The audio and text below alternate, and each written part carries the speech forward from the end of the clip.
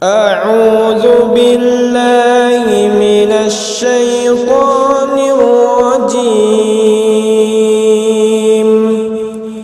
بسم الله الرحمن الرحيم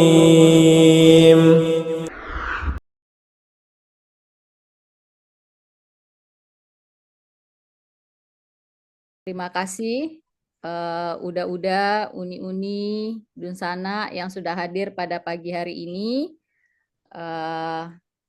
untuk mengikuti kajian kita yang bertema hukum waris sesuai syariah bagian kedua. Karena ini kemarin banyak permintaan yang belum tuntas gitu, pertanyaan-pertanyaan Pak Ustadz gitu, masih banyak yang penasaran. Nah, makanya kita minta ke Pak Ustadz untuk ada bagian keduanya. Sedikit kita ringkas, kalau 2 pekan lalu kita sudah mendapat penjelasan dari Ustadz dasar dari hukum wasiat ini ada di surat An-Nisa ayat 11 sampai 14. Mungkin nggak usah saya bacakan lah, terlalu panjang juga. Nanti bisa Bapak-Bapak, Ibu-Ibu lihat.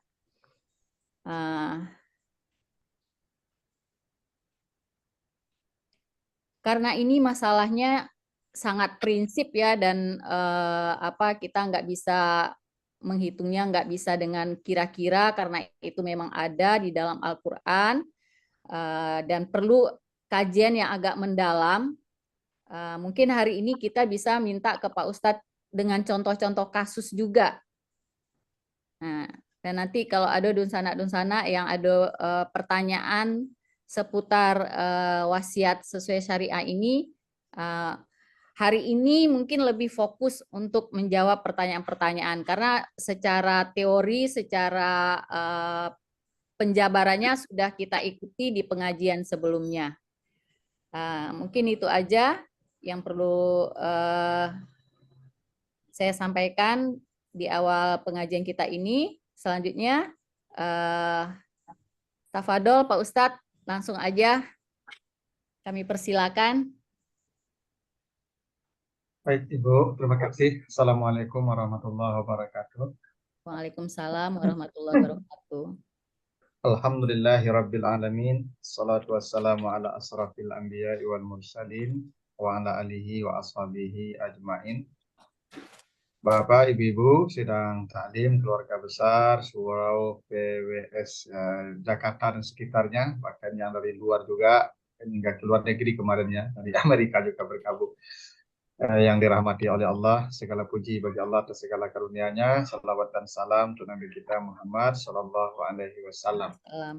Baik Bapak Ibu yang saya muliakan, kita lanjutkan kembali diskusi kita tentang pembagian warisan. Kalau di pertemuan yang lalu saya menjelaskan teoritisnya bahwa harta itu perpindahannya ada 3 bentuk, ada yang disebut dengan wasiat, ada yang disebut dengan hibah, ada yang disebut dengan warisan. Masing-masing punya ketentuan.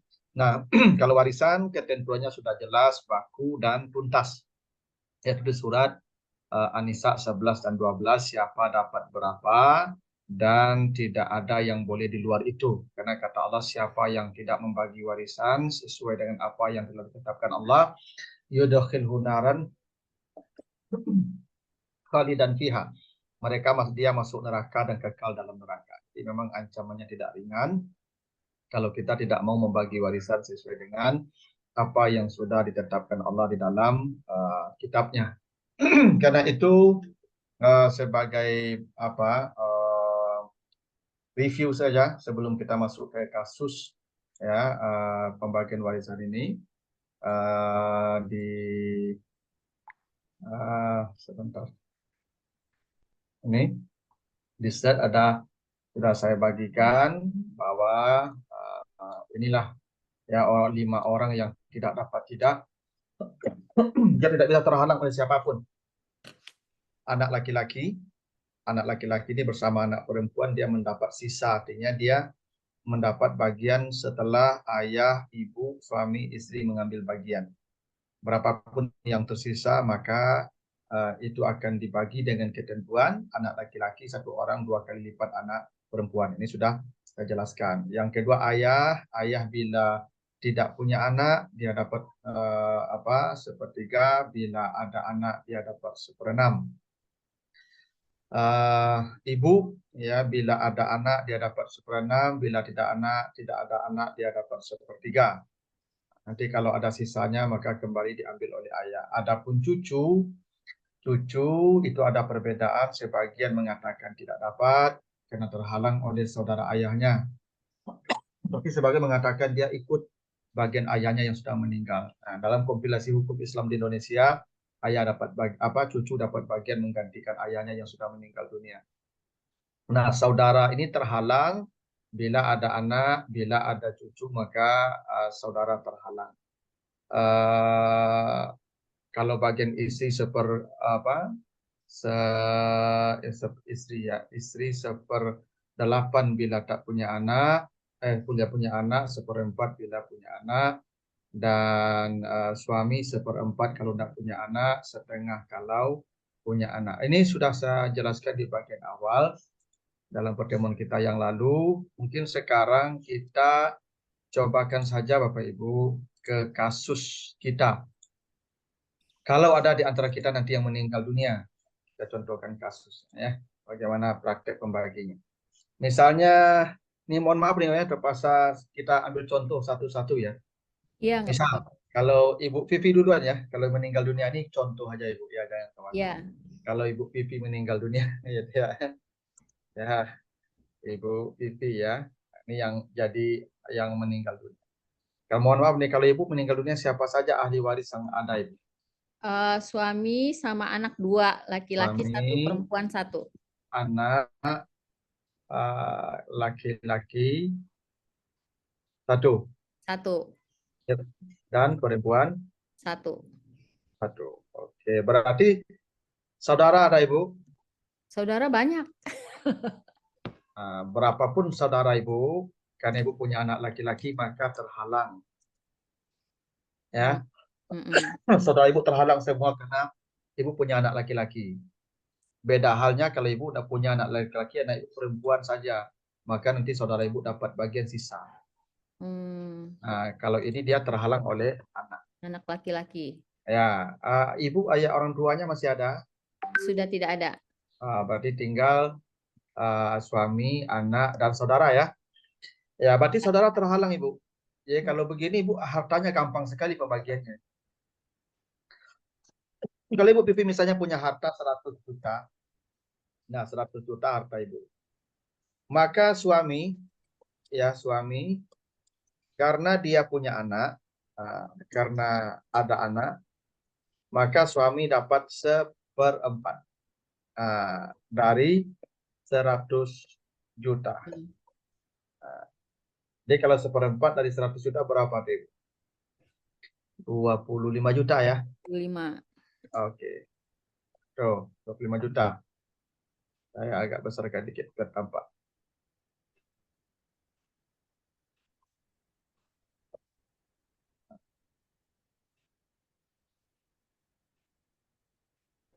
Ya.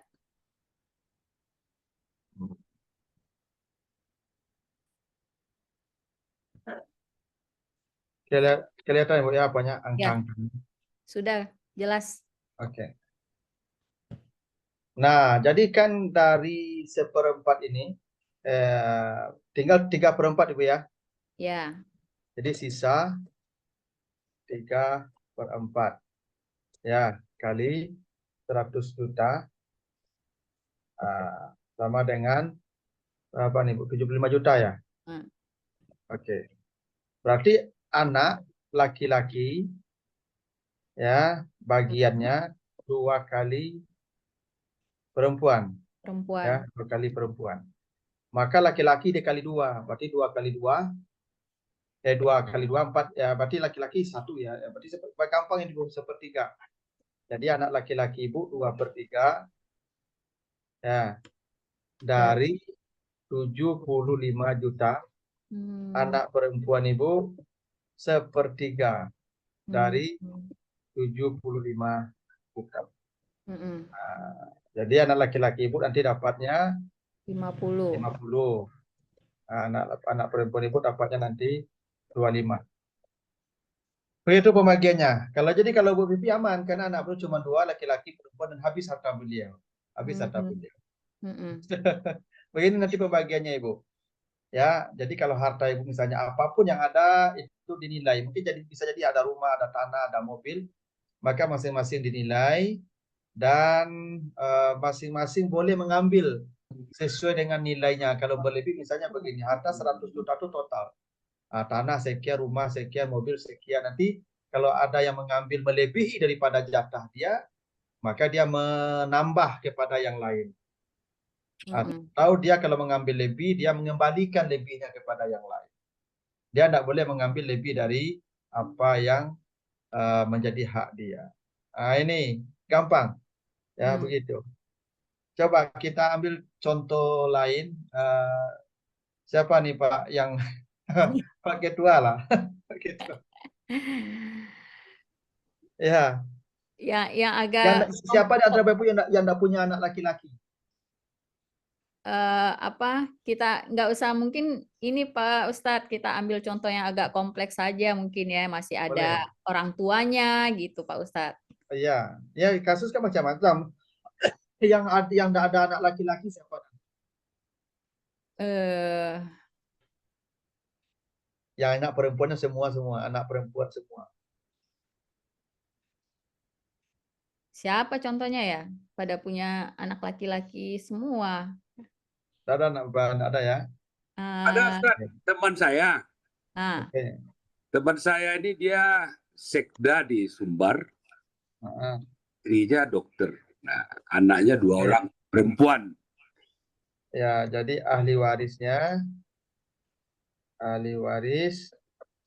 Perempuan 2 orang. yang meninggal laki-laki ya Pak ya? Ya, ini jika meninggal yang laki-laki ini, sementara dia sama-sama mencari nafkah. Suaminya sekda malah kan. Ya, istrinya bekerja juga. Istrinya dokter spesialis lagi. Kalau istrinya Anaknya bekerja, perempuan. Anaknya perempuan 2 orang. kalau istrinya bekerja Pak, jadi memang ini agak jadi problem. Sebenarnya waktu suaminya masih hidup harus ada ketegasan, kejelasan bahwa seluruh gaji istrinya itu milik istrinya. Maka semua harta yang didapatkan istrinya itu tidak jadi warisan, tidak dibagi, itu milik dia. Dia ambil dulu Pak. Tapi kalau tidak ada kejelasan begitu, maka secara hukum syar'i dia menjadi milik suaminya.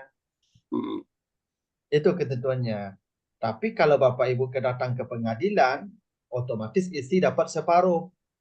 Karena pengadilan agama begitu sekarang Pak, ada pembaharuan dalam kompilasi hukum Islam Indonesia itu, istri dapat separuh sebelum harta warisan dibagi. Tapi dia tidak dapat lagi bagian yang lain.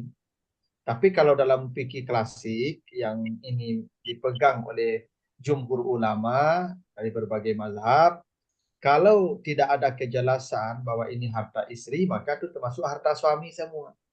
Karena dalam hukum syariat itu jangankan harta yang dihasilkan istri, hingga istri itu pun milik suaminya. Itu persoalannya Pak. Sama Pak, kan nikah itu kan akad kepemilikan. Dalam tanda kutip, istri diserahkan kepemilikannya dari ayahnya ke suaminya. Nah, itu akdut tamaluk namanya Pak. Yang nikah itu pindah akad hak milik. Nah, jadi ibu itu dimiliki oleh suami ibu. Karena itu seperti budak, budak itu milik tuannya. Maka kalau budak bekerja, tetap penghasilannya itu untuk tuannya. Itu milik tuannya. Maka begitu pula penghasilan istri sebenarnya milik suami. Kecuali suaminya memang berkata seluruh gaji itu milik istrinya. Maka kalau begitu keadaannya, maka dipisah dulu. Yang mana yang gaji istri selama ini dipisah, sisanya itulah harta suami yang akan dibagi dengan ketentuan istri dapat 1/8 bila punya anak atau 1/4 bila tidak punya anak. Nah ini kita anggap saja, tidak apa-apa. Bapak ini punya harta misalnya meninggal, dia punya harta 1M misalnya. 1M. Ahli warisnya tentu ada istri Pak ya. Ya. Anak perempuan saja, Pak? Ya, 2. 2. Oke. Dia punya orang tua, Pak? Oh, orang tua laki-laki sudah tidak ada, cuma orang tua yang perempuan masih ada Oh ibunya. iya, ibu ada. Saudara dia punya? Saudara dia punya banyak saudaranya ini yang saudara bapaknya. Oke, yang penting laki-laki ada, perempuan ada, Pak ya? Ada laki-laki perempuan saudara. Oke. Bagaimana pembagiannya? Hmm. Coba Bapak Ibu, bagaimana pembagiannya ini?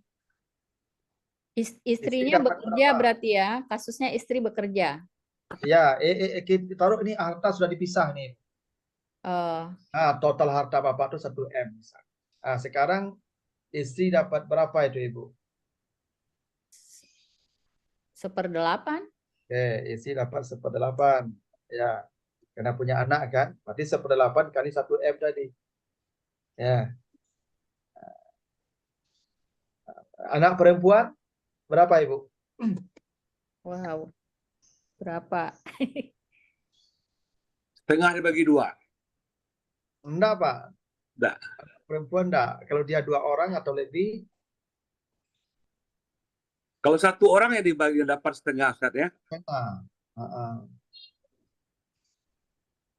Berapa, Ustaz? Kalau anak perempuan 2 orang atau lebih berapa Ibu? Saya ingat lagi ya. Kalau anak perempuan lebih dari 2 orang, dia dapat 2/3 dari sisa. Ini ya, 2/3 dari sisa ya. Berarti ibu dapat, karena punya anak, ibu berapa dapatnya? 8. 1/6. 1/6. Kalau ibu 1/6 kali 1 M. Ini dikasihkan dulu nih Pak. 1/8 dari 1 M berapa tuh Pak? 1/8 1 M. 125 juta. 125 juta Pak ya. Oke, 1/6 dari 1 M. 1/6. 130 berapa? Ya, 130 juta Pak ya. Ya. Ya, sekitar 133 lah dah. 33. Oke, 133 juta. Oke. 17,258. Ini dijumlahkan dulu Pak. Benar Pak, ini dijumlahkan dulu. Berarti jumlahnya 258. 258 juta. Berapa sisanya Pak? Bisa Dari 1 M? 742. 742 juta. Oke. Nah, anak 2/3 dari itu tuh Pak. Dari 742. 742. Berapa tuh Pak? 2/3 ya dari 742 juta. Itu sekitar 495. 500 juta. Berapa itu? Iya, 495. Oke, 495. Kira-kira saja. Ya. Berarti berapa sisanya lagi, Pak? Sisa dari 7 ini? 745. Dikurangi 495. 5. Ya. 250. Inilah bagian saudara, Ibu. Dengan ketentuan 1 laki-laki sama 2 perempuan. Nanti saudara membagi sisa ini. Ya, saudara membagi sisa ya, yang 250 juta. 1 laki-laki 2 perempuan. Jadi kalau saudaranya 1 orang laki-laki 1 orang perempuan, ya berarti 2/3 laki-laki 1/3 perempuan. Kalau 4 orang, 2 laki-laki 2 perempuan, berarti laki-laki kali 2, 2 kali 2 4, tambah 2 6, jadikan per 6. 2/6 dari 250, 2/6 dari 250, 1/6 dari 250. Begitu pembagiannya Ibu. Berarti habis. Gitu. Iya. Tapi intinya kalau tidak punya anak perempuan, kalau tidak punya anak laki-laki, sisa ini pun bersisa lagi, kira-kira begitu. Anak perempuan kan mendapatkan sisa, ya Pak ya, kan dapat sisa dari sisa. Nah sisa itu pun tidak habis, karena anak perempuan tidak menghabiskan harta, ya. Maka saudara ayahnya dapat sisa dari anak tadi, gitu. Tapi yang bagian pertama dikasih dulu istri, ya ibu. Setelah bagian istri dan ibu dikasih, sisanya baru anak dapat 2/3. Nah, bersisa lagi, sisa dari 2/3 itu dikasihkan ke saudara laki-laki dan saudara perempuannya dengan ketentuan satu laki-laki sama 2 perempuan. Nah, kan gampang Pak kan? Sebenarnya ini tidak mudah Pak. Susah membaginya karena ada yang bandel saja. Ada yang tangga, Nggak terima. yang bandel. Kalau Ya, dijalankan sudah pasti dampaknya baik, berkah, Ustaz ya. Iya Pak, kan Allah sudah sebutkan ya, harta itu kalau satu suap saja kita makan, maka kita makan api dalam perut kita. Kan begitu toh? Innal ladzina ya'kuluna amwalal yatama zulman innama ya'kuluna fi butunihim nara. Orang-orang yang makan harta orang itu, harta anak yatim, dia makan api dalam perutnya. Ini penting juga nih terhadap harta anak yatimnya begini. Ibu kalau meninggal suami ibu, maka harta anak itu ibu serahkan ke kakeknya atau ke saudara ayahnya. Dan ibu ya boleh menikah dengan laki-laki lain dan dibawa oleh suami yang baru kemanapun dan anak ibu tinggal dengan kakeknya atau saudara ayahnya. Itu ketentuannya. Nah, harta yang ditinggalkan suami ibu serahkan ke ayahnya dan ke saudara ayahnya ya untuk dipelihara sampai anak ini dewasa. Setelah dewasa diserahkan ke anak yatim itu.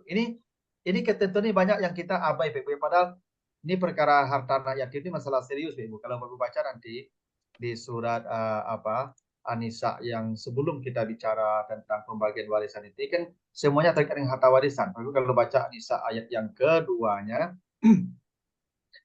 nah kata Allah di ayat yang keduanya ya, wa'atu ayat yang ketiga ya. Nah, ayat yang ketiganya nih ya, ayat yang ketiga, ayat yang kedua kata Allah nih, wa'atul al-yatama amwalahum. Serahkanlah harta anak yatim itu secara utuh ketika dewasa. Wala tatabaddalu khabis bitaib, dan jangan kamu ya mengganti harta mereka. Wala taqulu amwalahum bi amwalillah amwalikum, jangan kamu memakan harta mereka. Ini penting nih karena sering kita kalau meninggal suami lalu harta itu kita pegang saja dan akhirnya harta itu habis sebelum mereka dewasa dengan dalih untuk pembiayaan mereka. Itu tidak boleh Bapak Ibu. Tidak boleh. Anak yatim, begini ketentuannya. Saya kalau mati adik saya, meninggal dia, anaknya masih kecil, maka anaknya saya ambil itu. Kira itu anak saya. Karena begini filosofinya Bapak Ibu. Ibu-ibu itu lahan ya. Ibu-ibu itu lahan yang punya tanaman petani. Ibu hanya menumbuhkan saja yang punya lahan, yang punya tanaman petani itu. Ya makanya begini ketentuannya ibu-ibu, kalau misalnya ibu kerjasama sawah ya, sawah kita orang yang menggarap. Lalu ibu yang benihnya dari ibu. Maka kalau sampai senisab nanti hasil panen, yang wajib berzakat itu yang punya benih ibu.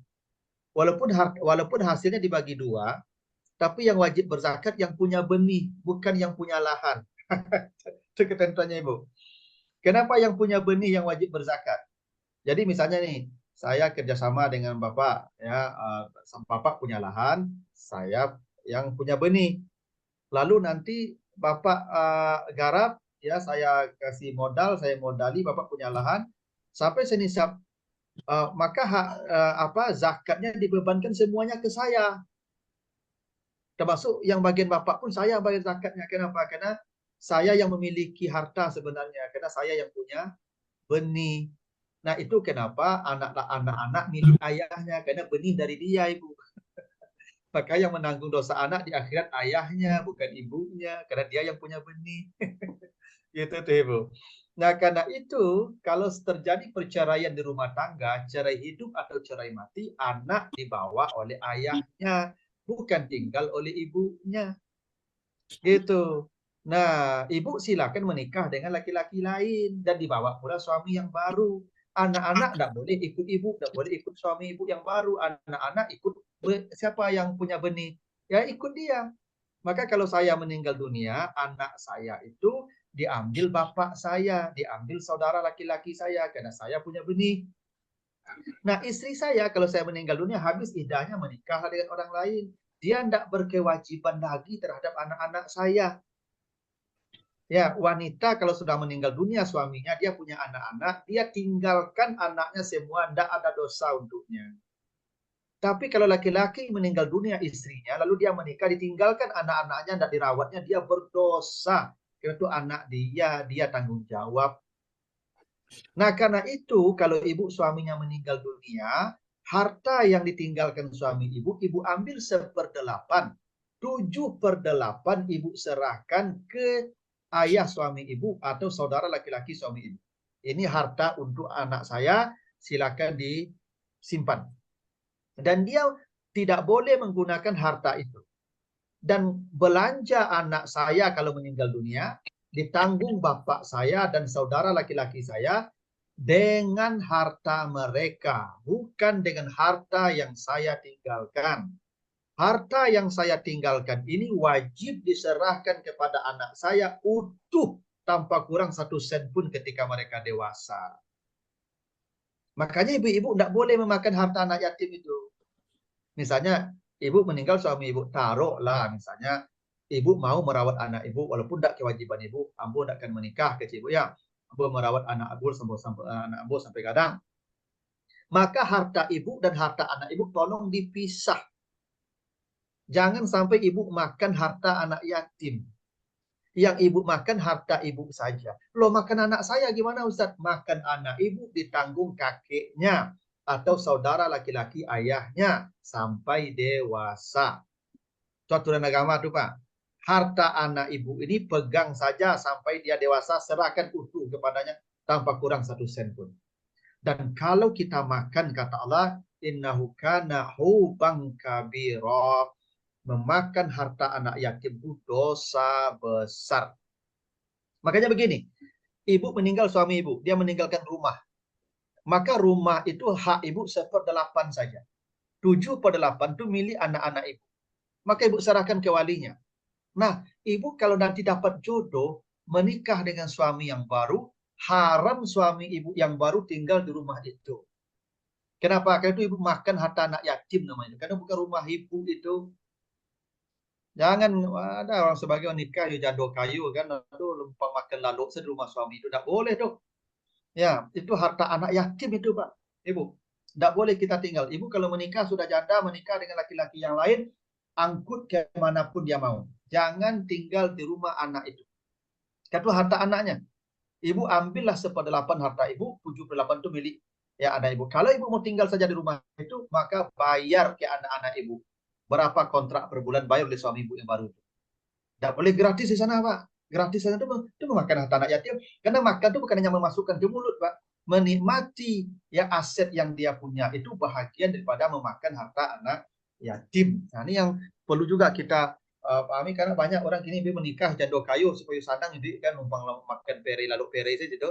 Tidak bisa Pak. Suatu anak yatim itu.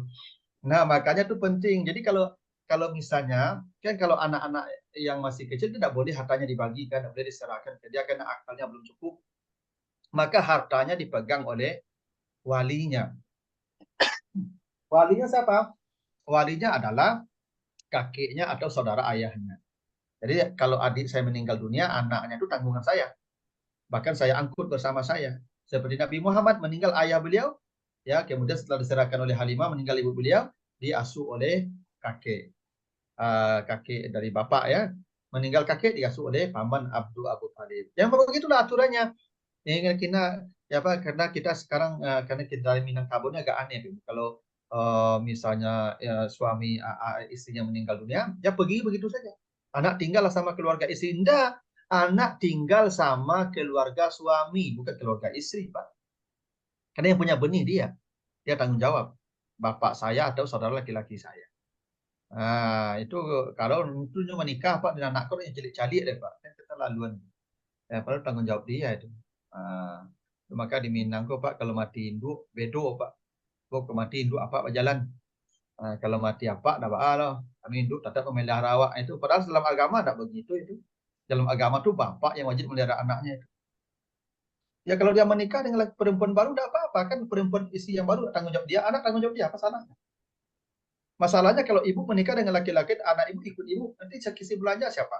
Suami ibu yang baru tidak bukan tanggung jawab, dia tanggung jawab ke ibu saja, bukan ke anak saya. Misalnya kalau saya meninggal dunia. Nah, begitu tuh Pak. Jadi ini harta anak yatim ini itu bagian harta warisan yang perlu kita hati-hati sekali Pak. Ya, tapi begini, ibu kalau meninggal suami ibu, anak ibu masih kecil-kecil, tetap harta itu dibagi. Wajib dibagi, jangan ibu tahan, nanti bercampur aduk harta ibu dengan harta anak yatim. Berat masalahnya. Ya, kalaupun mati, suami anaknya masih kecil-kecil, bagi tetap harta itu. Walaupun tidak dipecah-pecah, tapi sudah jelas sianu sekian, sianu sekian, sianu sekian. Nah, hartanya ditahan dulu. Ya, dipegang dulu sampai dia dewasa, nanti diserahkan setelah dia cukup akal mengelola hartanya. Yang bagian ibu hanya 1/8 dan tidak boleh campur adukkan dengan harta mereka. Ya, tidak sedikit kemudian harta anak yatim tidak diserahkan ketika mereka dewasa dengan dalih sudah habis karena pembiayaan dia. Tidak boleh begitu. Pembiayaan anak yatim dari harta walinya, bukan dari harta peninggalan bapaknya. Ya, harta dia wajib diserahkan ketika dewasa tanpa kurang 1 sen. Ini ya bagian ya warisan yang banyak kita tidak peduli Pak, tentang anak-anak yang masih belum dewasa ditinggal bapaknya, punya harta bapaknya, ibunya enak aja tuh mengelola harta itu tanpa ada kejelasan bagian anaknya berapa Pak. Itu ibu mencampur adukkan harta ibu dengan harta anak yatim itu haram tuh, huban kabiran, dosa besar. Itu penting dikasih tahu tuh. Walaupun anak sendiri. Walaupun anak sendiri, kan ibu tidak punya anak, yang punya anak kan bapak, yang punya benih. Ustaz, ada satu lagi Ustaz. Ini misalkan ada orang berumah tangga, kemudian dia bercerai Ustaz. Nah, ini kan sering menjadi sumber masalah terhadap harta gonogini gini. Nah, itu bagaimana pula penyelesaiannya hal terkait harta-harta yang kasus seperti itu, Ustaz? Buat pencerahannya, Ustaz. Kalau cerai hidup itu tidak ada aturan baku, Pak. Kalau cerai hidup itu antaratin, suka sama suka. Kalau yang meninggal itu baru warisan, itu ada ukurannya, ada aturannya, dan itu ibadah. Makanya dijadikan surga oleh Allah. Siapa yang membagi warisan sesuai dengan ketentuan Allah, maka surgalah untuknya. Berarti membagi warisan itu bahagian daripada ibadah. Nah, kalau dia bercerai, kemudian suaminya meninggal, Ustaz. Nah, mantan suaminya meninggal. Itu gimana cara membaginya? Tidak ada dapat warisan. Karena warisan itu disebabkan tiga. Satu, nasab. Nasab itu artinya darah. Ada pertalian darah. Ayah, kakek, anak, cucu, saudara, paman, anak saudara, dan seterusnya. Itu namanya nasab. Atau pernikahan suami istri. Pernikahan suami istri. Atau perwalian budak. Nah, sekarang tidak ada lagi budak. Saya kalau punya budak, tidak punya anak, tidak punya ahli waris, tapi saya punya budak. Maka budak saya mewarisi semua harta saya. Nah, sekarang kan tidak ada lagi perbudakan, maka tinggal dua, nasab dan pernikahan. Makanya kalau misalnya anaknya murtad, pindah agama Pak, maka batal hak warisnya. Karena yang murtad tidak lagi memiliki nasab. Anak saya Pak, kalau dia menikah beda agama, dia menikah dengan muslim misalnya perempuan, lalu dia pindah ke agama suaminya Pak, maka anak saya itu tidak dapat warisan saya, putus nasab dari saya. Itu ketentuannya Pak. Kalau sudah pindah agama, atau dia membunuh, bisa jadi Pak, anak membunuh ayah, ayahnya kayu Pak, supaya dapat warisan capek membunuh ayahnya itu, maka anaknya batal dapat warisan. Jadi pembunuh tidak dapat warisan, murtad tidak dapat warisan, termasuk bercerai. Misalnya begini, ibu menuntut cerai di pengadilan. Begitu ketuk palu sah perceraian, hari itu juga suami ibu meninggal dunia. Hari perceraian itu berlangsung, ketuk palu sah, maka ibu tidak dapat hak waris sedikit pun. Walaupun ibu sudah puluhan tahun menikah dengan suami ibu. Kenapa? Hak waris hanya karena pernikahan. Atau sebaliknya, dia baru 1 jam menikah Pak. Ya misalnya ibu misalnya jando, ya toh, kayu, ya 1 miliar atau 1 triliun hasil ibu. Menikah ibu dengan laki-laki, ya miskin misalnya. Waktu ijab kabul tuh, saya terima menikahi si Fulana binti Fulan, ya, dengan mas kawin sekian tunai, sah. Begitu sah angu ibu ke langsung mati ibu ke langsung. Maka suami yang baru dapatlah 1/2. Jadi 500 juta dapat nyoba atau 500 miliar. Hanya untuk saya terima menikahi 500 miliar Pak. Yang kan Pak, pernikahan tuh Pak. Tidak perlu bernikah bertahun-tahun Pak. Ya, saya terima menikahi fulana binti fulan. Sah, mati ibu langsung. Dapat 500 miliar langsung Pak. Coba bayangkan tuh Pak. Selanjutnya, Ustaz. Waktu keluarganya itu marah-marah. Oh, lama manang kok. 500 miliar hanya tidak bisa begitu karena memang ini hak dia sebagai suami, dia sah sebagai suami saat ibu itu meninggal dunia gitu tuh. Makanya ada yang rancaknya menikahi jadul tua udah mati kan silakan. Nah, terus begini Ustaz, ada kasusnya Ustaz. Kasus yang berikutnya. Iya kan, yang penting kan sah dari suami dan istrinya, berapa lamanya tidak penting kan. Ya, gitu. Atau sebaliknya ibu puluhan tahun mendampingi apa, ibu gugat cerai, langsung mati bapak habis bercerai itu, ibu nol, tidak dapat apa-apa lagi. Ada makanya ibu abe-abe aja lah Pak, dan tidak cerai lebih kok tidak dapat apa-apa ibu kalau mati. Selanjutnya Ustaz, jadi Silakan. itu sebuah yang terkait yatim tadi itu sebelum yatim itu balik Ustaz ya. Iya, yang namanya yatim yang ditinggal mati bapaknya yang belum mencapai usia dewasa. Makanya itu wajib disantuni. Bu, begini Bu, apa definisi yatim? Yatim itu yang mati bapaknya. Dia sendirian hidupnya. Kenapa sendirian hidupnya? Karena orang kalau bapaknya mati, ibunya kalau habis iddah, maka ibunya menikah dengan laki-laki lain.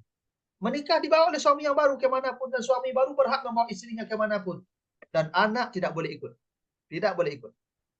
Karena anak ikut ke bapak ayahnya atau saudara ayahnya.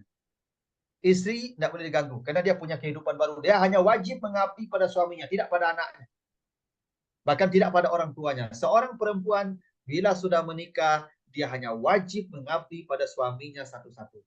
Tidak pada orang tuanya, tidak pada anaknya. Anak tinggalkan saja, tidak akan berdosa ibu. Siapa yang menanggung dosa? Walinya, kakeknya atau saudara ayahnya. Maka harta diserahkan ke mereka. Dan mereka pegang harta itu, tidak boleh dipakai. Hingga untuk pembiayaan anak itu pun tidak boleh. Karena kata Allah, serahkan harta anak yatim setelah dewasa utuh tanpa kurang sedikit pun. Itu di An-Nisa ayat yang ke-2 tadi itu. Tegas Allah sebut begitu. Dan kalau kamu makan harta mereka, atau engkau beri makan mereka dengan harta mereka, sehingga habis harta mereka, tidak ada lagi yang akan diserahkan ketika mereka dewasa, huban kabiran, engkau berbuat dosa besar, kata Allah. Nah, jadi jangan anggap remeh Pak anak itu. Jadi apa-apa kalau mati saudara laki-laki kita, anak dia tuh tanggungan kita Pak sampai balik. Wajib hukumnya Pak. Bapak kalau anak laki-laki Bapak meninggal dunia dia punya anak, maka anak dia tuh anak Bapak. Bapak wajib kasih harta Bapak sampai dia balik. Itu ketentuan agama begitu Pak. Walaupun dia tinggal dengan ibunya. Alhamdulillah lah ibunya mau merawat anaknya, tapi ayah suaminya atau saudara suaminya wajib menafkahi anak ini sampai mereka balik. Bahkan kalau yang idealnya dibawa sama mereka, tuh seperti Nabi dibawa oleh Abdul Muthalib atau Abu Talib. Begitu Pak harusnya. Silakan ada Ibu. Oke Ibu, silakan Ibu ini. Suaranya belum apa Ibu di unmute. Ini mengenai anak yatim Pak Ustadz. Bapaknya udah meninggal, ada anak yatim dan tinggal sama ibunya. Tapi setelah bapaknya meninggal dan tinggal dengan ibunya, sepertinya ibunya menjauhkan dia dengan keluarga bapaknya, gitu. Sampai anak yatim ini pun tidak berkomunikasi atau kurang berkomunikasi lah dengan keluarga bapaknya. Nah itu bagaimana itu Pak Ustadz? Karena anaknya sendiri sama ibunya berdosa. Harusnya ibunya itu mendekatkan anaknya dengan keluarga ayahnya, bahkan menyerahkannya. Istri saya, Ibu, kalau saya meninggal dunia, istri saya bawa anak-anak saya ke bapak saya. Pak, ini anak suami saya dan ini anak bapak. Maka anak-anak saya serahkan ke bapak. Dan saya akan menikah lagi. Ibu berhak berkata begitu. Karena ibu punya kehidupan dengan suami ibu yang baru. Ibu tidak berdosa meninggalkan anak ibu. Karena memang tidak ada tuntutan dan anak ibu itu bukan anak ibu. Secara agama begitu. Maka ibu sampaikan ke suami ibu atau ke saudara suami ibu, Kak, udah, abang, ini anak-anak, ya, ini anak-anak, udah ambo serahkan, akan ambo akan ke menikah. Berhak ibu berkata begitu. Bersyukurlah ibu, ya ada ibu-ibu yang mau merawat anak. Maka kalau ibu kalau apa-apa yang kematian saudara laki-lakinya dan anaknya mau dirawat oleh istrinya, maka belanja anak itu ditanggung oleh saudara ayahnya atau bapak ayahnya. Wajib hukumnya. Tapi ini bapak keluarga Pak Ustadz, ini keluarga bapaknya mau mengurusnya gitu. Tapi karena ini tadi keluarga bapaknya jadi gimana gitu, jadi malas lah gitu Pak Ustadz. Gimana itu Pak Ustadz? Ya. Alasan menjauhkannya apa? Oh mungkin suaminya punya harta, ya peganglah.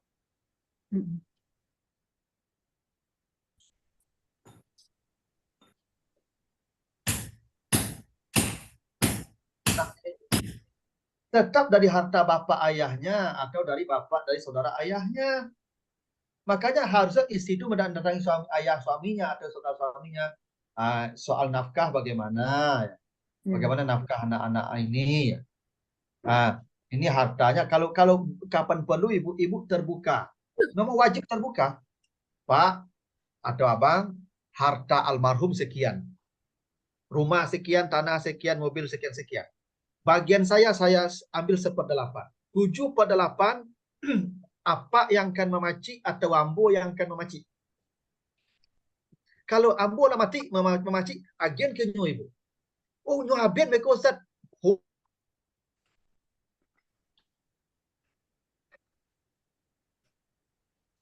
Suaranya Ustaz.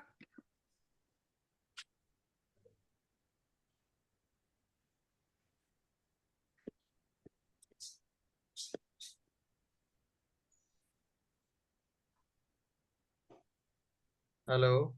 Ya, silakan saya lanjut. Hilang Pak. Dah. Nah, jadi misalnya begini, ibu datangi saudara suami ibu dan ayahnya, ayah suami ibu, mertua ibu, Pak, harta almarhum sekian, tanah, rumah sekian, dan saya akan ambil 1/8 hak saya. 7/8 ini sisanya mau saya serahkan ke ayah atau mau saya pegang. Oh, kemari dah harta anakmu, agian kenyo ibu, agian kenyo. Oh, beku habis dia Ustaz, dosa besar.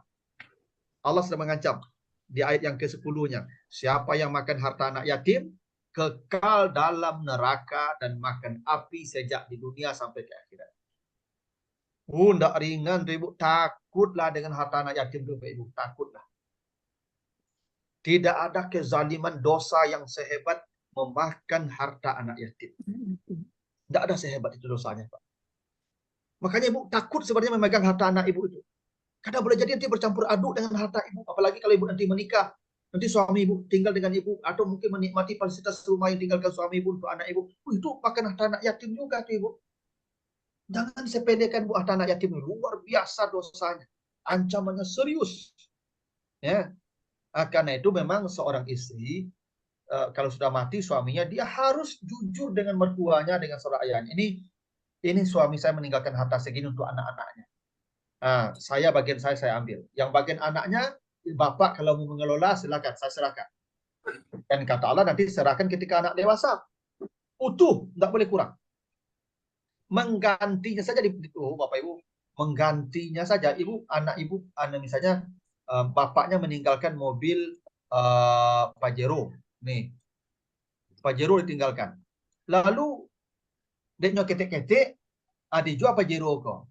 Itu besok kadang kan diganti jo Innova. Itu pun dosa besar. Mengganti harta mereka wala tatabaddalul khabisa bittayyib kata Allah. Mengganti harta anak yatim itu pun dosa besar. Ya, itu di An-Nisa ayat 2 itu. Menukar harta mereka pun jangankan memakan, Pak. Mengganti harta mereka saja huban kabiran, dosa besar. Ya, nah ini makanya jangan dianggap ini perkara remeh harta anak yatim ini. Makanya alasan menjauhkan dia dari keluarga ayah itu apa? Padahal itu anak mereka, bukan anak ibu. Ibu tidak punya anak yang bertanggung jawab terhadap anak ini. Dia, ayah, bapaknya itu, dan saudara bapaknya itu sampai ke akhirat. Tapi kadang-kadang ada perempuan yang mungkin dia takut harta ini diminta oleh keluarga suaminya, maka dia mencoba menjauhkan anak-anaknya di keluarga suaminya. Ya memang ada sebagian ibu yang agamanya tipis, rasa takutnya berkurang. Nah itulah masalahnya tuh ibu. Ya orang kalau dengan harta nih ibu kalau tidak punya rasa takut, dia akan tamak dan rakus.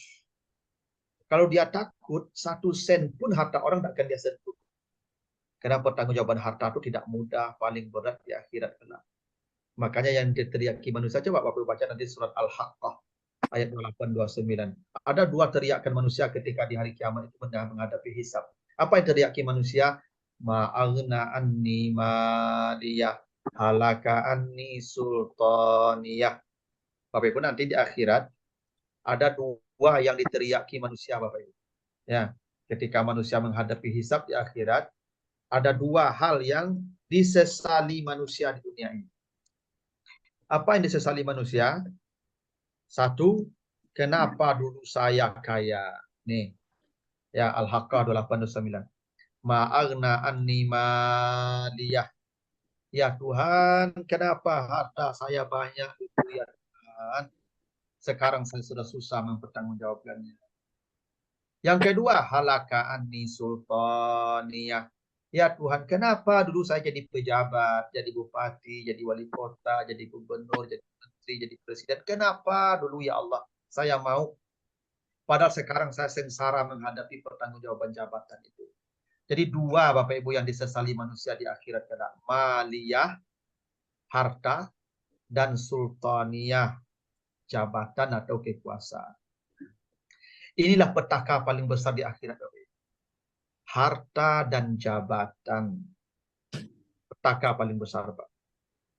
Tidak ada petaka sebesar itu Pak. Harta dan jabatan. Karena harta setiap rupiah akan dipertanggungjawabkan.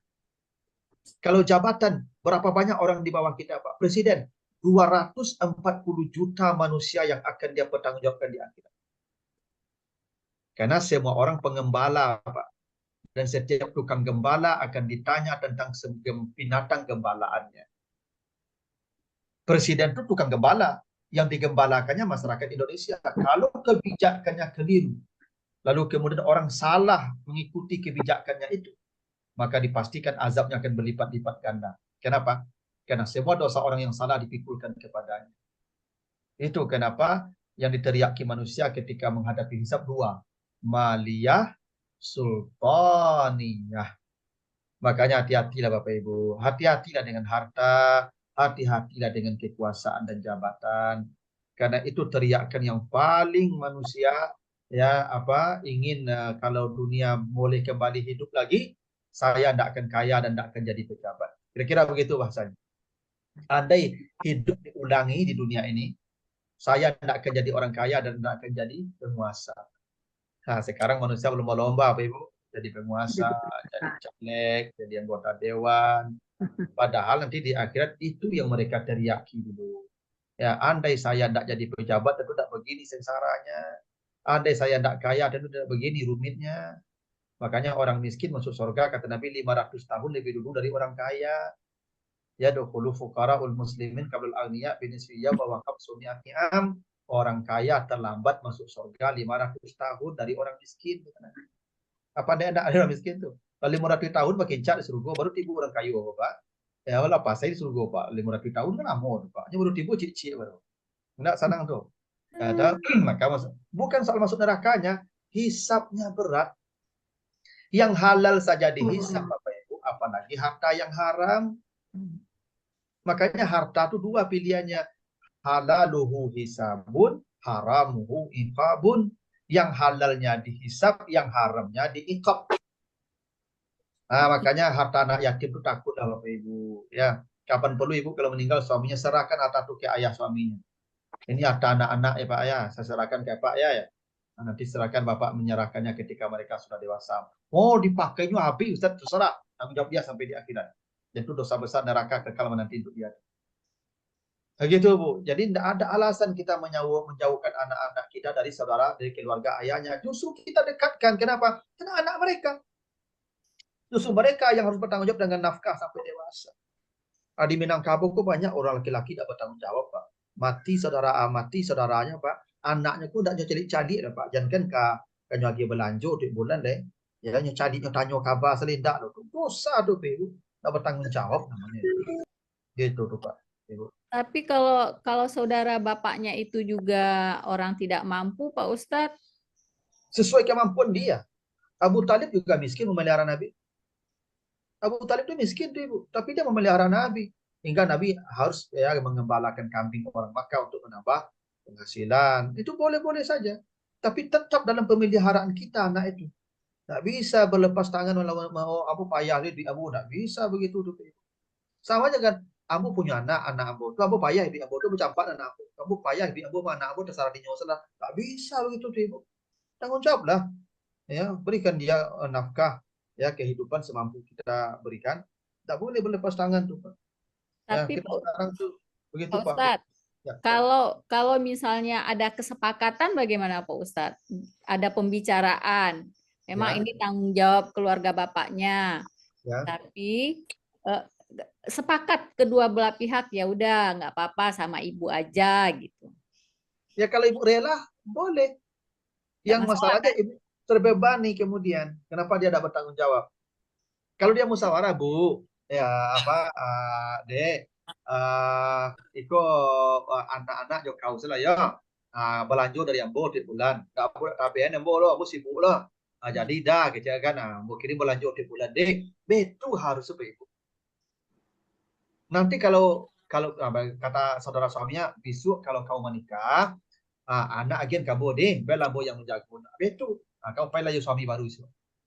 Betul agama ini mengatur, Ibu. Karena cobalah ibu kalau merawat anak ibu menikah, nanti ibu dengan suami ibu harmoni itu. Karena ada persoalan hak-hak dia yang sudah abaikan ketika ibu sibuk merawat anak ibu. Tidak begitu. Padahal ibu tidak berkewajiban merawat anak ibu. Anak ibu dirawat oleh saudara ayahnya atau kakeknya. Ibu merawat suami ibu. Gitu aturan agama itu. Ya. Nah, Pak Ustadz, terus harusnya sikap dari keluarga bapaknya terhadap anak yatim dan istrinya yang menjauh tadi, Pak Ustadz. Tetap dinafkahi. Tidak ada cerita. Dan malah dia mencari kamari saya tidak loh. Tidak begitu. Antan belanja kenyo, minta nomor rekeningnya. Orang walaupun tidak namu datang kau dia piti namu ikut transfer piti boleh dengan namunya. Nah itu kita tidak ada. Minta nomor rekeningnya, barang nomor rekening kau ya.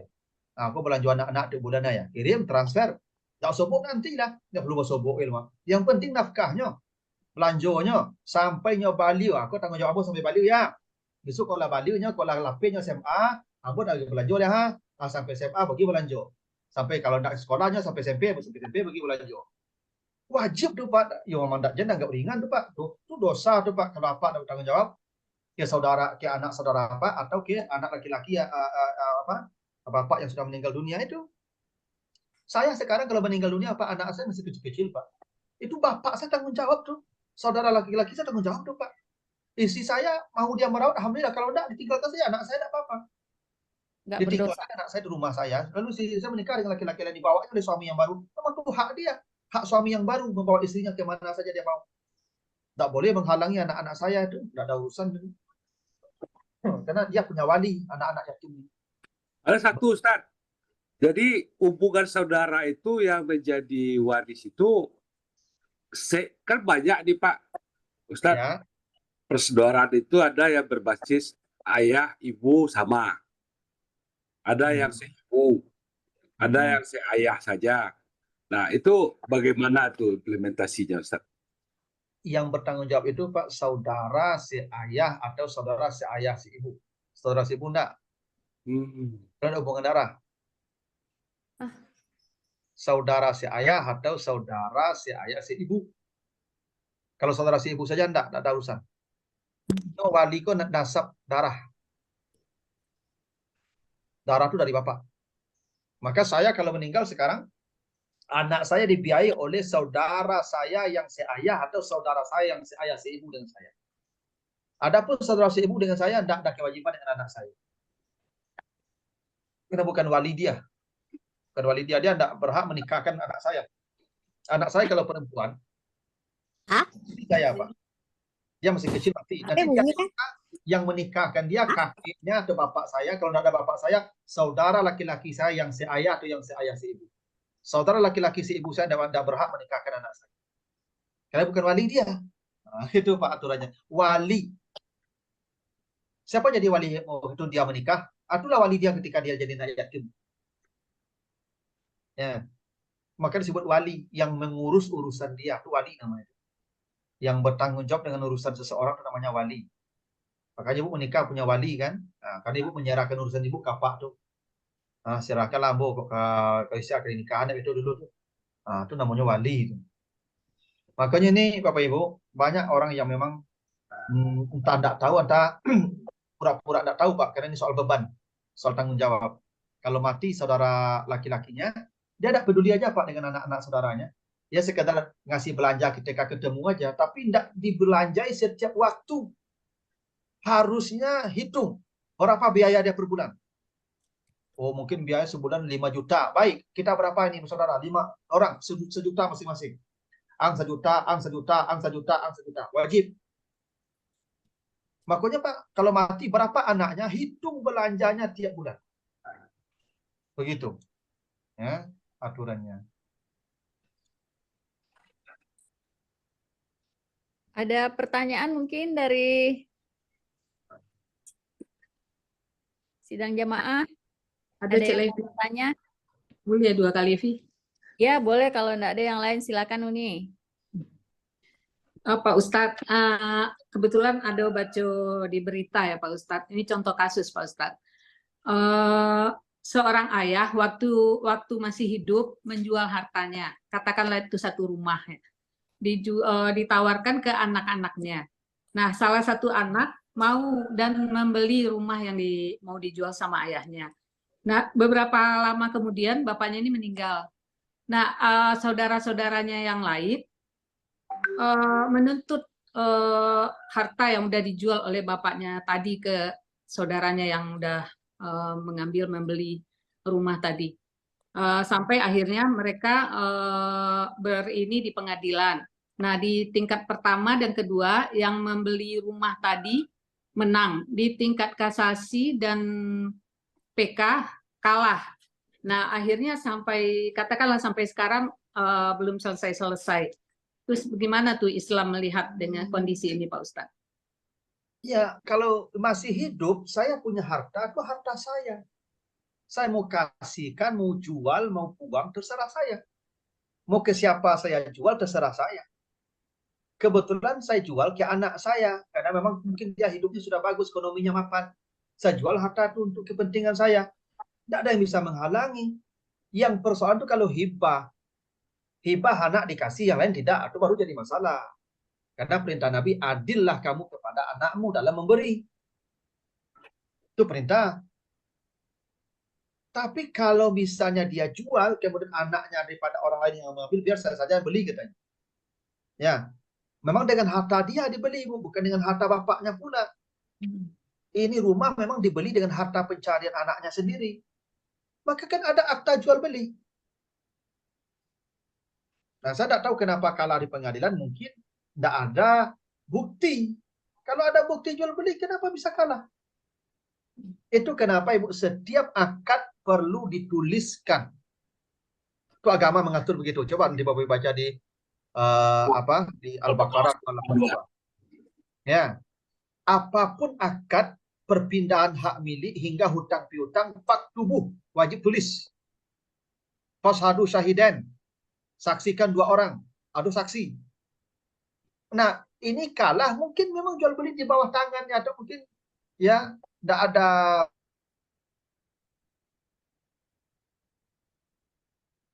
Hilang suaranya Ustaz. Bandwidth-nya mungkin lagi lemah di tempat Ustaz ini. Ada Gangguan jaringan.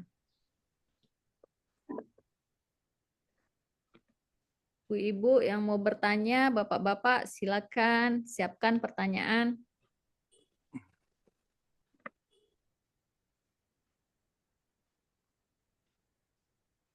Hilang suara Pak Ustadz. Bandwidth Ustadznya lagi low.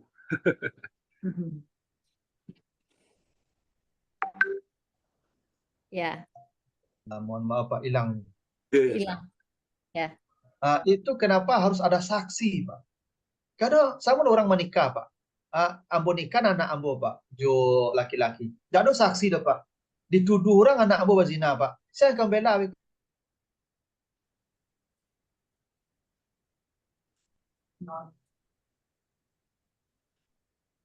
Jadi terkait isu itu ini ada kawan aku orang Aceh, dia menjual, orang tuanya menjual rumahnya ke anak laki-lakinya. Jadi kemudian dia meninggal, rumah yang sudah dijual ke anak laki diwariskan. Balik nama sertifikat, pas balik nama sertifikat disitulah persoalan. Harus ada akta waris. Nah, nama secara orang agraria harus membalikkan namanya itu ke 3 nama karena ini harta bapaknya. Nah, karena tidak adanya bukti jual beli antara ayah dan anak laki-lakinya ini, akhirnya orang BPN tidak mau menerbitkan sertifikat. Nah, itu salah satu praktek yang pernah terjadi dari teman Namo di Pondok Kelapa itu. Akhirnya sampai sekarang sertifikatnya tetap atas nama ayahnya, yang secara hukum adik-adiknya juga punya hak di situ. Nah, begitu informasi tambahannya. Iya, aku keceknya ada bukti, ada surat. Ya. Akhirnya lah mau, oke, dibagi di apa, tapi ganti uangnya yang lah bayar untuk itu. Ya, pada akhirnya kalau itu dibawa ke pengadilan berbicara bukti. Nah, seperti BPN kemarin dia tidak mau terbitkan sertifikat sebelum akhirnya si dosa anak perempuannya ini membuat pernyataan pelepasan hak waris. Akhirnya kita bertemu di Jakarta, tapi karena itu tuh teknisnya salah satu di BPN itu pernah. Ustaz, masih bisa Ustaz? Keluar ya Mas. Surat ini dia dari PTC atau dari siapa? Saya tidak tahu. Nah, mungkin Vivi. Ya. Nah, mungkin Ustadz ke KPI mungkin berjaringan beliau bermasalah. Nah, untuk mungkin alhamdulillah semua jamaah, semua hadirin udah unis semuanya yang menghadiri pengajian ini, kita telah mendapatkan suatu ilmu. Lanjut Ustaz. Sampai di mana tadi Pak? Saya pertanyaannya agak lupa. Ini sinyal. Yang anaknya beli rumah tadi Pak Ustadz. Anaknya membeli rumah ayahnya. Lalu? Katanya ada surat-surat. Dia kalah di pengadilan Pak Ustadz. Kakak-kakaknya kalau begitu hakimnya yang bermasalah deh. Iya kayaknya. Kalau di pengadilan kan kita tidak bisa juga menjamin itu. Nah itu ya makanya hakim itu ya separuh kakinya di neraka tuh Ibu. Iya. Nah Ustaz, halo? Ya Pak. Ya, jadi alhamdulillah Ustaz, pencerahan ini kan hari udah 921 nih Ustaz kan. Jadi kita sudah dapat pencerahan ilmu yang saya pribadi minimal ya banyak dapatkan suatu petunjuk-petunjuk ya yang membuat tak ada jalan lain kecuali kita istighfar dan bertaubat kan begitu Ustaz. Karena banyaknya hal-hal yang mungkin terjadi belum sesuai dengan apa yang ditetapkan Allah dan Rasulullah atau syariat. Nah, harapan kami Ustaz, banyak orang mengerti dengan syariah ini. Tapi sering gagal di dalam implementasi gitu. Sering gagal di dalam pelaksanaan.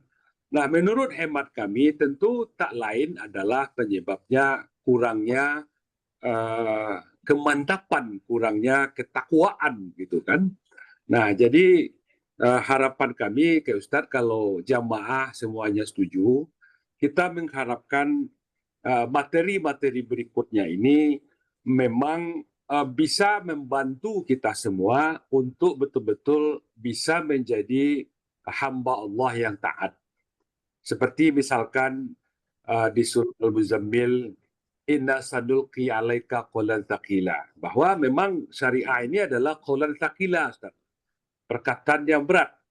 Jadi metode Allah itu adalah qumil lail warattilil qur'ana tartilan. Nah, jadi mohon pencerahan dari Ustaz, bagaimana kami yang ikut pengajian ini ya bisa memperkuat iman, memperkuat kemantapan, keyakinan, sehingga betul-betul tidak ada keraguan sedikit pun juga untuk bisa menjalankan ketentuan-ketentuan Allah dan Rasulnya mengenai waris ini, sehingga karena ancaman Allah di surat An-Nisa itu, orang yang mau melanggar hudud-hududnya Allah, itu tidak ada lain konsekuensinya naru jahannam. Begitupun sebaliknya, seorang yang mampu menjalankan khusus masalah waris ini sesuai dengan apa yang diinginkan Allah, bukan yang diinginkan oleh hawa nafsu kita, Ustaz. Kalau yang dengan nafsu kita kan kita ingin sebanyak-banyaknya untuk kita, ya kan? Tapi Allah mengatur sedemikian rupa untuk yang pasti itu adalah untuk kebaikan. Nah, persoalannya bagaimana supaya kaum muslimin, khususnya kami yang mengaji ini, Ustaz, supaya mampu untuk bisa menjalankan hukum-hukum Allah tersebut. Kan begitu ya, ini Mafi ya? Ya. Apa mungkin materi-materi berikutnya, apa tips-tipsnya, apa yang harus kita perkuat sehingga hal-hal yang penyimpangan-penyimpangan pelaksanaan waris ini betul-betul bisa diperbaiki dan tidak terjadi lagi di minimal di masing-masing individu masing-masing kami, Ustaz. Nah, begitu, Ustaz. Iya, Pak. Terima kasih. Kuncinya satu saja, Pak. Kuncinya kalau mau kita baik dalam berkawan ini di surat Fatir ayat 28, Pak. Kata Allah, innama yakhshallah min ibadihil ulama. Yang paling takut dengan Allah itu orang berilmu. Pak, ulama, orang alim. Orang kalau tahu aturan, dia takut, Pak. Dia punya rasa takut. Ibu, Bapak, kalau tahu dengan rambu-rambu, pasti hati-hati jalan. Ya. Kalau paham rambu-rambu, Bapak Ibu kira itu hiasan jalan gitu. Padahal rambu-rambu itu bukan hiasan jalan. Itu tuntunan supaya kita sampai ke tujuan dengan selamat. Nah, siapa yang bisa mengikuti tuntunan itu? Kalau dia punya ilmu, dia belajar. Kalau tidak pernah mempelajari ini tandanya apa, dia labrak aja semua tuh, Pak. Lampu merah pun tidak peduli dia tuh. Dia kira lampu merah itu hiasan jalan aja. Kuncinya belajar, Pak. Tidak ada jalan lain. Ya, orang bodoh di akhirat bodoh lagi, kata Allah. Mangkana fi hazihi a'ma wa huwa fil akhirati a'ma. Ya, siapa yang bodoh di dunia ini, dia akan kembali bodoh nanti di akhirat. Ya. Makanya begitu kata Allah diperingatkan tuh. Ya, di surat Al-Isra ayat 72, ya. Kalau baca nanti Al-Isra ayat 72, kata Allah, siapa yang di dunia ini bodoh, buta, itu maksudnya buta, nggak tahu ilmu, bodoh namanya itu. Di akhirat dia kembali buta, Pak. Artinya dia di akhirat kebingungan, mau ngapain, kemana nih di akhirat. Orang yang berilmu, dia akan langsung ke surga, Pak. Orang bodoh kebingungan di akhirat. Itu pentingnya kita belajar nih, Pak. Kita belajar ini bukan untuk jadi siapa-siapa. Kita belajar untuk aman menuju Allah. Bahwa nanti dapat gelar, dapat titel, dapat pekerjaan itu bonus duniawi, nah itu, Pak. Ya, sama kita sekarang kita ada yang salah konsep kita mendidik, Pak. Di mana kuliah di sana mau jadi apa? Di kuliah di sana mau gaji berapa? Itu, aduh, kok begitu kita sekarang mencari ilmu. Padahal konsep ilmu itu kata Allah menghadirkan rasa takut kita kepada Allah. Dengan ilmu itu kita menjadi takut, menjadi hamba Allah yang benar hidupnya. Yang tertuntun ke arah yang benar. Itu tujuan kita belajar, Pak. Ya. Ini sekarang makanya yang jurusan-jurusan yang menjanjikan pekerjaan dengan gaji besar laku keras. Ya, sementara misalnya di UIN, Pak, di tempat saya, itu jurusan tafsir tidak seberapa, Pak. Jurusan hadis tidak seberapa, tuh, Pak. Jurusan apa lagi itu, Pak? Perbandingan mazhab tidak seberapa, Pak. Itu ahli agama, Pak. Dan itu yang paling langka peminatnya. Kenapa? Karena sekarang kalau bekerja, kalau kuliah mau jadi apa, gaji berapa, kerja di mana. Padahal kita belajar tuh, Pak Ibu, untuk menambah rasa takut kita kepada Allah, menambah keimanan kita, kita tahu rambu-rambu, kita bisa jalannya hati-hati, selamat sampai ke tujuan. Itulah tujuan kita diturunkan Al-Quran. Makanya Al-Quran itu hudan namanya.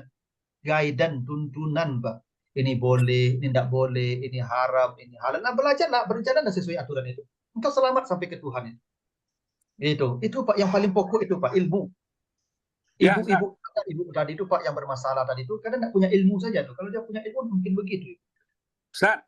Ya, terima kasih Ustaz. Jadi kami ada ide nih Ustaz, pemikiran. Jadi mengingat ayat Allah, "Uslum ma uhiya ilaik wa aqimis shalah innas salata tanha 'anil fahsya' wal munkar." Istilahnya dampak dari salat adalah bisa membuat seseorang itu untuk tidak melakukan kemungkaran. Kenyataannya banyak orang sholat tapi kemungkaran itu jalan terus. Kan?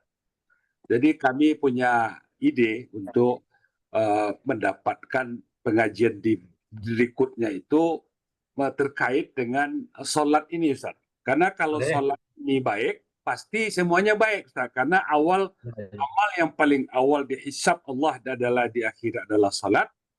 Jadi harapan kami, Ustaz, di kedepannya ada materi-materi judulnya kalau boleh kami simpulkan sekarang motivasi sholat, Ustaz. Sehingga seseorang kalau ada kemungkaran berarti sholatnya ada yang keliru, Ustaz. Ada yang nggak beres mungkin. Nah, gitu kira-kira, Ustaz. Boleh, Pak, insya Allah. Nah, nanti diingatkan lagi oleh Ibu Pipi tentang tema. Ya, insya Allah. Nanti 2 minggu ke depan. Nireni ada pertanyaan nggak, Nireni? Setujukah kita materi depan kita ini dengan Ustadz Sufyan? Motivasi sholat. Motivasi sholat. Jadi kita, karena sholat ini adalah awal pertama kali dihisab. Kemudian kata Rasulullah, "Man aqama shalah faqad aqamaddin, wa man tarkaha faqad ahabaddin." Bahwa sholat ini adalah indikator seseorang untuk menjadi penegak agama atau penghancur agama. Kan begitu, Ustaz ya? Jadi kita mungkin perlu motivasi. Kadang-kadang kan begini, Ustaz. Sholat ini kadang-kadang ada malas, ya kan? Kadang-kadang semangat, ya kan? Nah, ini yang mungkin perlu ada penjelasan, motivasi, sehingga termasuk bagi laki-laki kami, Ustaz, ya kan? Bagaimana sholat jamaah yang benar, bagaimana sholat ke masjid, ya kan? Sehingga seperti ayat Allah, "Ta'inu bis sabri wassalah." Minta tolonglah sabar dan salat. Ketika ada masalah, yang terkena itu bukan sabar dan salat, yang terkena itu justru masalahnya itu sendiri kan. Ya akhirnya awak tidak mampu menyelesaikan masalah. Padahal Rasulullah dan sahabat, apapun persoalan yang dia hadapi, dia selesaikan dengan salat. Termasuk masalah-masalah waris ini yang kadang-kadang pelik. Ya, kalau enggak dengan kekuatan dari Allah, kita tidak akan mampu untuk menjalankan hukum waris seperti yang sudah kita jelaskan. Begitu kira-kira. Mohon tambahannya, Ustaz. Ya, nanti soalnya Pak, kita akan bahas tentang sholat ini, bagaimana dampaknya dalam kehidupan seseorang ya, baik dunia maupun akhirat. Cuman tanggal 21 besok itu saya jam 9.30 ada janji bersama keluarga besar meninjau di UNP, Bu. Jam 9.30. Gimana acaranya di hotel? Mbak Vivi, ganti aja waktu, ganti aja mungkin ke waktu minggu, sore mungkin minggu misalnya Ibu. Ya, hari Minggu pagi. Minggu Ya. pagi tanggal 21, Ustaz ya? Iya, Pak. Bisa Berarti ke minggu nanti, tanggal Pak, motivasi sholat, Ustaz ya? Hari Ya, Minggu boleh. jam 8 di jam 9, jam 8. Jam berapa aja, Ustaz? Kalau minggu bisa jam 8, Pak. Jam Jam 8.30 lah ya, MV ya? Ya, boleh. 8.30 Ya. lah Pak Ustadz. Jam 8 terlalu pagi. Ya, Oh, dapat gitu. mesti ya dong. RBTV. Daal kok. Ya, Kalau- begitu Pak, insya Allah. Baik, Bapak Ibu, terima kasih banyak. Kalau ada yang kurang saya mohon maaf. Seolah ketemu di 2 minggu berikutnya kalau masih Wah. sehat dan tangan. Ya. Kita tutup dengan doa kafarat, Pak. Ya, Ya, istighfar, ya, Ustaz. Pak. Ya, subhanakallahumma wa bihamdika, asyhadu an la ilaha illa anta, astaghfiruka wa atubu ilaika. Saya pamit dulu, Ibu. Assalamualaikum warahmatullahi wabarakatuh. Waalaikumsalam warahmatullahi wabarakatuh. Jazakallahu khairan, Ustaz. ربنا لا تزغ قلوبنا بعد إذ هديتنا وهب لنا من لدنك رحمة إنك أنت الوهاب. Mereka berdoa, "Ya Tuhan kami, janganlah Engkau condongkan hati kami kepada kesesatan setelah Engkau berikan petunjuk kepada kami. Dan karuniakanlah kepada kami rahmat dari sisi-Mu. Sesungguhnya Engkau Maha Pemberi."